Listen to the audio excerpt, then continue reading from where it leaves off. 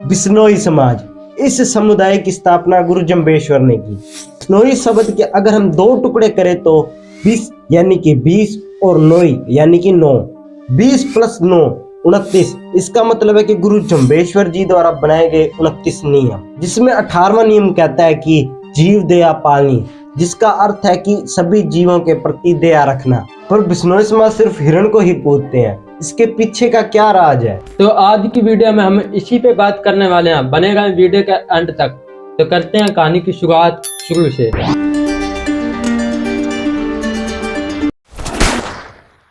राजस्थान के नागौर जिले के एक छोटे से गांव पीपासर में सन 1444 से 1449 तक भयंकर अकाल था।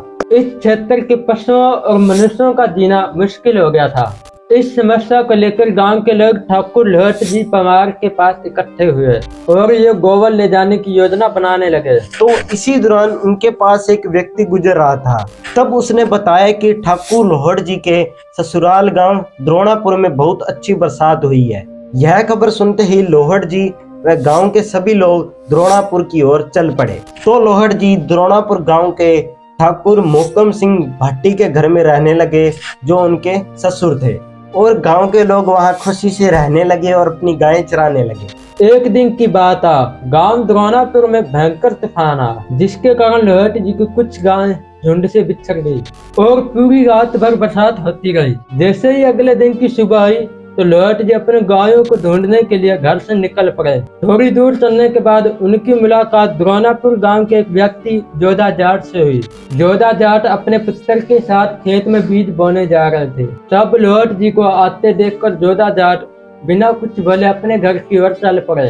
तो उसी समय जोधा जाट को वापस जाते देख लोहट जी ने पूछा कि मुझे देखकर वापस क्यों जा रहे हो? तब जोधा जाट ने कहा, लोहट जी, एक तो आप गांव के ठाकुर हैं और बुआई करते समय अगर सिर पर बिना पगड़ी के गांव का ठाकुर मिल जाए तो अपशगुन माना जाता है। दूसरी बात, आप गांव के जवाई हो और अगर बुआई करते समय गांव का जवाई मिल जाए तो शगुन अच्छा नहीं माना जाता। तीसरी बात, आप बांझा हो यानी निसंतान हो, अगर बुआई करते समय बांझा मिलना भी अपशगुन माना जाता है। और उसी समय जोधा जाट के मुख से बांझा शब्द सुनते ही लोहट जी के हृदय को गहरी चोट पहुंची। तो उन्होंने संतान प्राप्ति के लिए अन्न जल त्याग कर लगातार 6 महीने तक तपस्या करते रहे। सन 1450 में भगवान विष्णु ने ठाकुर लोहट जी को साधु के रूप में धर्मपुर के जंगल में दर्शन देकर पुत्र वरदान दिया। फिर गोवलबास में माता हंसा देवी को साधु वेश में दर्शन देकर भिक्षा प्राप्त की और पुत्र वरदान दिया। सन 1451 में पीपासर गांव में माता हंसा देवी ने पुत्र के रूप में गुरु जम्बेश्वर जी को जन्म दिया। गुरु जम्बेश्वर जी ने जन्म के बाद पूरे 7 साल तक मौन रखा, जिस कारण लोग उन्हें गूंगा गहला समझने लगे। लेकिन वे बचपन में कुछ ऐसे कार्य करते थे जो लोगों को हक्का बक्का कर देते थे। कुछ लोगों का कहना है कि इन्हीं कारणों से उन्हें जांबाजी भी कहा जाने लगा। जब गुरु जम्बेश्वर जी 16 वर्ष के हुए तब उनकी मुलाकात गुरु गोरखनाथ जी से हुई। उन्होंने गुरु गोरखनाथ जी से ही ज्ञान की प्राप्ति की।